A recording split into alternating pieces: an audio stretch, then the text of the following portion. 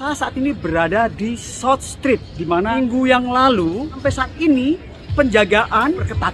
Yang biasanya polisinya memang tidak begitu banyak, tapi semenjak ada kejadian, kita lihat ini polisi di mana-mana ada. Empat polisi yang telah menjaga ya, menghindari terjadinya lagi permasalahan, dan saat ini kita lihat polisi sudah menjaga di pojokan. Ini juga dijaga oleh aparat kepolisian, dan di sini juga menjaga malam minggu ya. Dan setiap pojokan juga ada di pojokan sini, kita lihat. Justru sekarang ini ada semacam menghalang, ini pagar-pagar penghalang panjang South Street ini, yang memang biasanya di daerah sini hiruk-pikuk ramai sekali ya, dan entah kapan sampai akan normal lagi kita tidak tahu ya. Ini, pasukan kudanya ya, kita lihat tidak seperti biasanya, di mana di daerah sini selama sepekan ini juga depan saya ini juga ada polisi sekitar 10 orang menjaga. Very good police. I just want you, brother. I see the area before a lot of people here, right? Now it's quiet when they open. Do you know that?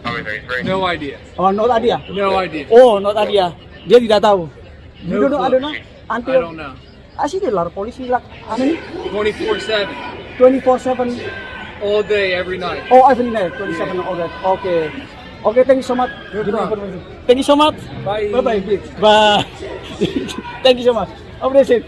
Bye bye. Good night. Di South Street ini juga banyak terkonsentrasi diaspora yang bekerja di daerah sini ya. Dan saya akan mewawancari salah seorang diaspora, tepatnya tidak jauh dari lokasi penembakan. Kalau di sini 3 street, tapi usaha diaspora yang punya usaha itu ada di 4 street. Setelah saya semalam meliput daerah lokasi South Street ini, saya saat ini di belakang saya ini adalah punya usaha salah seorang diaspora Indonesia, Mas Baco ini. Mengetahui persis bagaimana penyebab kejadian penembakan tersebut.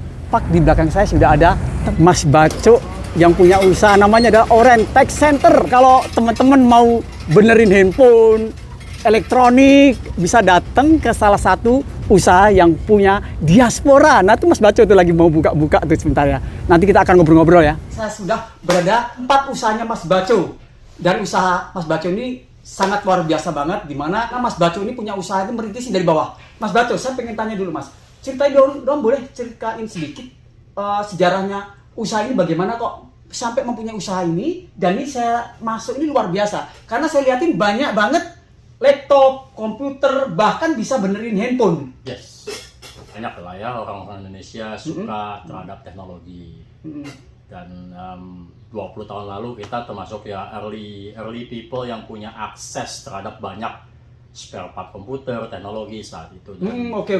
Dan saat itu karena semakin banyak orang Indonesia, kita sering, artinya saat itu nggak ada WhatsApp, jadi kita install Yahoo Messenger atau webcam atau mereka belajar kamera untuk bikin reportase buat keluarganya mereka sendiri. Oke dulu ya.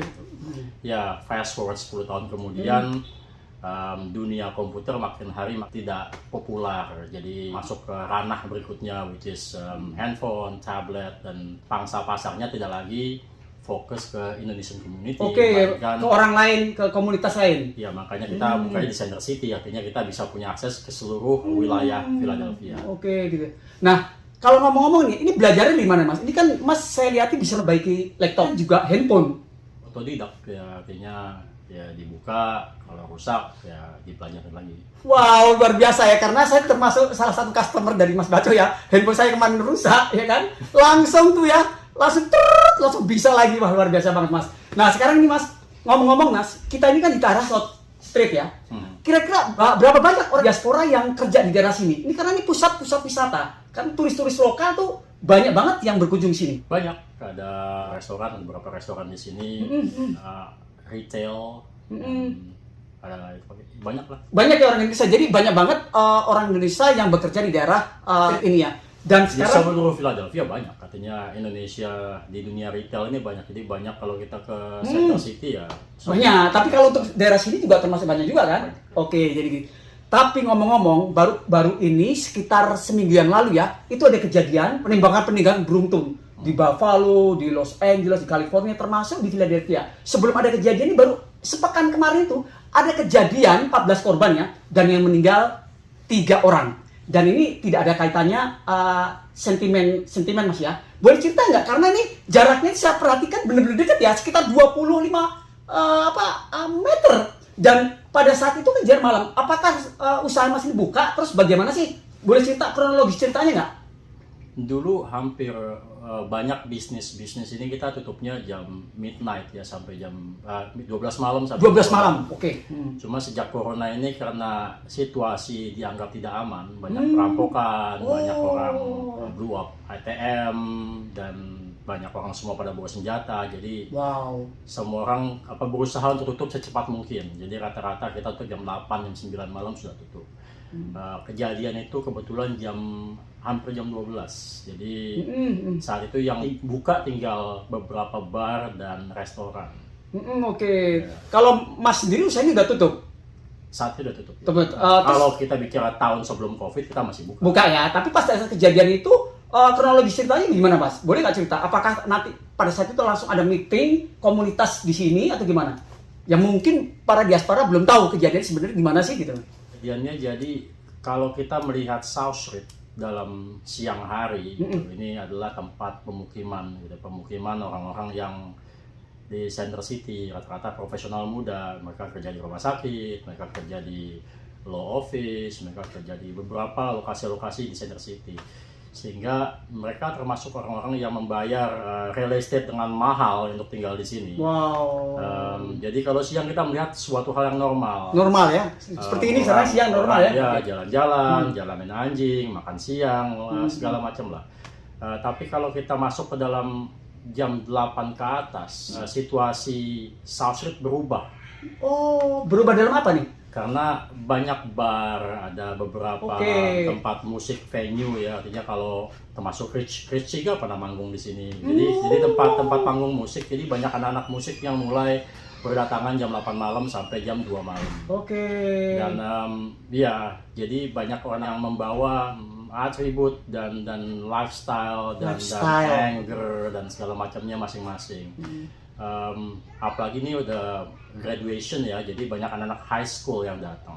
Jadi anak SMA itu datang bergrup bersama teman-temannya, pria, wanita, jadi berbondong-bondong. Jadi saat itu amat banyak orang waktu malam kejadian itu setelah Memorial Day. Tapi penembakannya itu boleh cerita nggak? Penembakannya sebenarnya tidak ada hubungannya dengan banyak anak sekolah, cuma karena banyak anak-anak muda saat itu, jadi kepolisian setempat agak sulit untuk menangani massa saat itu. Jadi jumlah polisi mungkin dengan jumlah banyaknya pengunjung saat itu tidak sepadan. Jadi banyak polisi tidak stay on the tengah-tengah jalan, tapi di pinggir-pinggir jalan gitu loh. Ya, jadi pas kejadian itu sebenarnya mereka ini petinju, dua-duanya petinju. Wow, petinju boxing ya gitu loh. Mereka petinju berumur 32 tahun, tapi mereka tidak bertarung, tapi udah coaching gitu ya, jadi pelatih. Mereka ada masalah di dalam organisasi mereka ketemu di jalan, dan salah satu dari grup petinju itu memukul si Mika, dan Jackson itu udah cabut senjata sebelum mereka pertarungan dimulai. Jadi pas Mika jatuh, Jackson menembak Mika 2 kali. 2 kali langsung mati atau gimana? Tidak, Mika masih hidup, sampai hari ini masih hidup. Ternyata Mika ini punya senjata juga. Cuma Mika tidak ngeluarin senjata saat bersamaan dengan Jackson. Pas Mika ditembak, Mika menembak. Membalas kembali. Iya, membalas menembak Jackson 3 kali, kalau nggak salah 3 kali. Jackson meninggal di tempat. Dan pistolnya diambil oleh temannya Jackson, Garner. Ya, jadi temannya Jackson langsung menembak ke Mika punya teman juga yang kebetulan bawa senjata juga. Mereka masih muda, mereka 18 tahun, 17 tahun, mereka membawa senjata disebutnya ghost gun, artinya senjata yang di printing. Di printing. Dan memakai magazine peluru yang panjang, disebutnya leather. Jadi isinya 24 atau lebih gitu. Jadi dengan senjata tersebut mereka bisa saling menembak dengan banyak saling baku tembak dengan jarak yang sangat dekat ya. Terus street itu sangat dekat sekali, 4 meter mungkin ya. Jarak dekat ya, luar biasa. Dekat ya. Kalau untuk senjatanya itu dia boleh beli atau rakitan tuh Mas? Jackson ini punya license buat bawa senjata. Oke. Mika juga punya license buat bawa senjata. Terus beberapa teman Jackson dan Mika ini mereka tidak punya license. Mereka senjatanya di print sehingga. Wow, di print tuh ya? Di print bukan sama mereka, tapi dia membeli senjata yang sudah di print gitu. Dengan tanpa nomor seri disebutnya. Oke, itu beli online atau gimana Mas?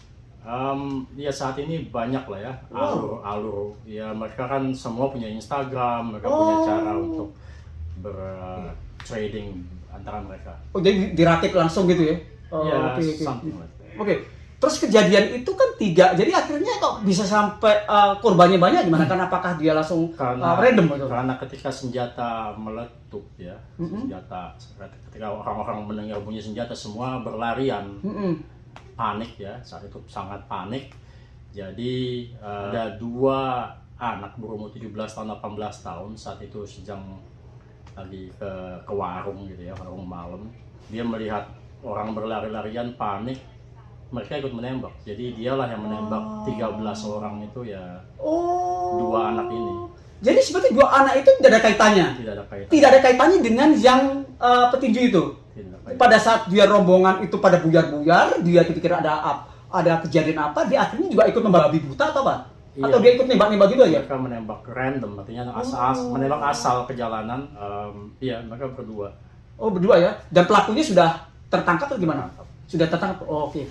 Terima kasih banyak ya, dan informasi yang sangat berguna dari Mas Baco ini. Dan tentunya aku prihatin ya, dengan banyak kejadian di Amerika, termasuk di Philadelphia ini ya. Ada nggak efek-efek buat masyarakat dengan ada kejadian penembakan ini? Apakah semakin merajalela atau nanti kepolisian? Saya lihatin semalam tuh di sini kok banyak banget loh. Jadi perketat banget untuk malam ya. Kalau untuk siang sekarang ini kan normal ya. Itu bagaimana menurut Mas? Apa efek-efek dari kejadian ini untuk kedepannya bagaimana Mas? Ya, penembakan massal di akhir-akhir ini amat sangat banyak gitu ya. Ada di New York, ada di Texas, di Philadelphia gitu. Jadi kalau dibilang kriminalitas di Philadelphia amat sangat tinggi, artinya penembakan terjadi tiap malam. Cuma bukan penembakan massal ini terjadi beberapa kali. Oke. Dan biasanya reasonnya berdasarkan ras atau agama atau terorisme atau apa. Ini adalah salah satu penembakan massal, reasonnya nggak jelas. Oke. Jadi ini mengkhawatirkan karena ketika ada 2 anak kecil, 17 anak remaja tanpa alasan yang jelas menembaki orang-orang sebanyak 14 orang, ini bisa repeat, bisa terjadi berulang kali sehingga tidak menimbulkan rasa aman buat siapapun untuk berjalan di tengah kota. Karena kalau mereka tidak takut menembak banyak orang, mereka nggak takut menembak 1 orang atau 1 sekolah, atau 1 kantor atau 1 rumah sakit yang sering terjadi saat ini. Di masyarakat setempat gitu ya, sangat concern bahwa kepolisian atau penegak hukum harus punya langkah-langkah preventif gitu, langkah-langkah penanggulangan apa sebelum hal ini terjadi. Dengan begitu banyaknya kriminalitas yang kepolisian saat ini tidak punya langkah efektif karena ketakutan adanya dinamika masalah Wallace ya, ketika dia George Floyd Wallace di Philadelphia gitu, mereka terlibat dalam mendatangi crime scene, dan akhirnya mereka harus dihukum karena salah tangkap, salah penembakan, salah sentuh, salah ini, salah itu. Jadi kepolisian sering sekali tidak langsung menanggulangi sebelum kejadian itu menjadi eskalasinya sangat tinggi gitu loh. Padahal ketika sebelum terjadi sebenarnya masih bisa ada langkah penanggulangan. Sepertinya dihukum di Pennsylvania kita nggak boleh minum di jalanan, tuh nggak boleh. Jadi ketika masa banyak seperti itu seharusnya polisi tidak mengizinkan mereka mempunyai minuman keras di jalan-jalan. Atau adanya kendaraan-kendaraan yang EV di jalan-jalan itu menakuti masyarakat, atau jadi banyak penanggulan yang bisa dilakukan oleh polisi sehingga orang merasa aman gitu. Ini juga ada himbauan dari stasi kepolisian dari KBRI. Kita lihat dulu. Terima kasih banyak informasi ini dan saya sangat merasa senang bisa bertemu dengan Joe. Mudah-mudahan kota Philadelphia selalu aman, damai, dan akan terulang kembali kejadian serupa. Sampai di sini dulu. Nantikan terus liputan-liputan selanjutnya di Kabar Amerika TV. Salam Merdeka. Terima kasih Mas Bajo. Sip.